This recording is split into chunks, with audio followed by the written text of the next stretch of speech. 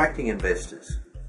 Great ideas go absolutely nowhere without any money, and a lot of idealists have difficulty with that. But that's the way the world works. So basically, you need to have a sell job in play here to get somewhere, and also you need to consider, do a bit of lateral thinking on where you might find investors, because sometimes they're in unlikely places you mightn't think of initially.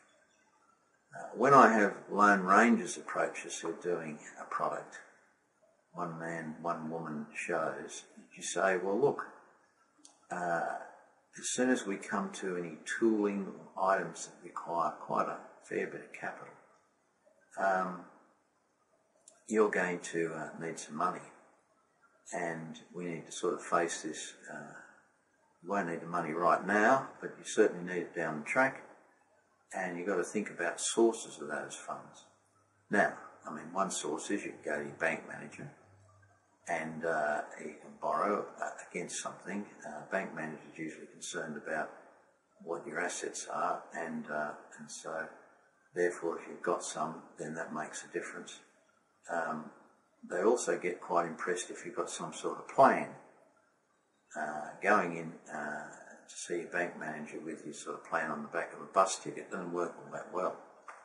So if you can present them with a organised plan, business plan, you can see more details on the business plans on this website. If you can look at them and say, like, here's my plan, and they can look at you and say, oh, well, you know, and then if it's well laid out, they start to feel a lot more comfortable about loaning you some money, particularly if you've sorted out how you're going to do it and what sort of expertise is required to get the show on the road, and you've thought about the monetary requirements and you've worked out what sort of returns hopefully you're going to get. Often you'll get a good head start with the bank manager in. Another option is a sort of rich auntie or uncle who might have some funds, and you might go and talk to about putting some money into your idea. One of the issues you've got with attracting investors that can be a bit of a concern is if you take someone on board who may only be interested in getting their pound of flesh. That is, they expect a certain amount of money in a certain time. If they don't get it, they want to saw you up for whatever they can get out of you. It can create a hell of a lot of stress. And usually with new products, it's not always easy to know exactly when you're going to have the returns flowing in. It might be, usually it's always longer than you think. It usually costs more than you think. And to have someone waiting in the wings there with a meat cleaver wanting to take a piece off you because they need their money is not an exciting proposition. A good investor in a small operation or even a big one is take on someone who can A, provide the money, and B, round out your expertise or your marketplace. So we might, for example, have rich Uncle George, who happens to be a businessman and has lots of skills in different areas. It might be Auntie Nell, who happens to be an accountant who can keep an eye on your financial bits and pieces and provide expertise that you don't have, at the same token providing some money. So you can wind up benefiting in terms of money and getting expertise at the same time. Another way of going about this is potential or existing distributors who may be encouraged with a business plan orientated with information to them, which gives them the incentive of putting some cash into a product that they're actually selling themselves. And because they understand that area, you don't necessarily have to go into enormous amounts of blue sky to get them exciting because you're dealing in an area that they understand. So enticing your distributors to invest is often a good way to go. But if we put all that aside and say, right, well, they're the sorts of avenues you've got. The other things that you need to get to grips with in this is the issue of really having your, what we call an elevator pitch, which is just imagine yourself walking into an elevator and bumping into, inverted commas, what we call the decision maker, the person who can give you the money.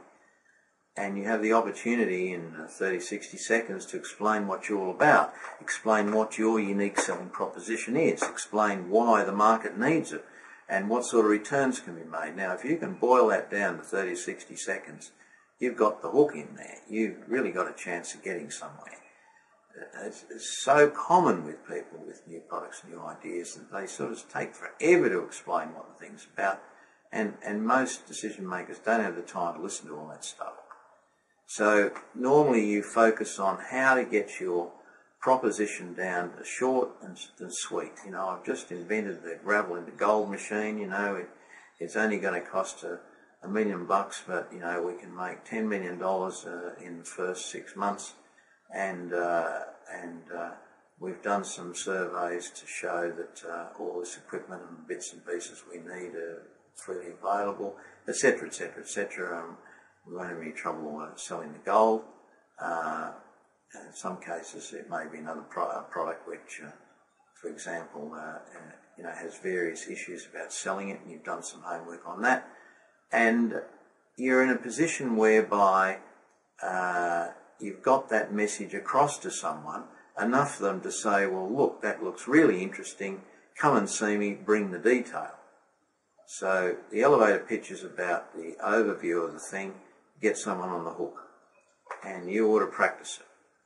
Now, an expanded version of that, of course, needs to appear in your business plan. Other issues that you need to be focused on are looking as though you are successful. So often we've got clients who sort of dress very poorly and look as though they fell off a truck. Not real good. Their idea is fine. The rest of their act is fine, but they just look a bit of a mess. And people may get the wrong thing when you're only going to see them for 15 minutes, and if you look as though you just fell down through off the last train, it doesn't help your story too much. Then you also need to present yourself with a business card and some sort of brochure. In other words, something you can physically leave behind, so if they're interested, they can contact you. The more professional your act looks, the better the chance you've got of getting people on board. I think that sort of gives you a sort of overview of attracting investors. Thank you.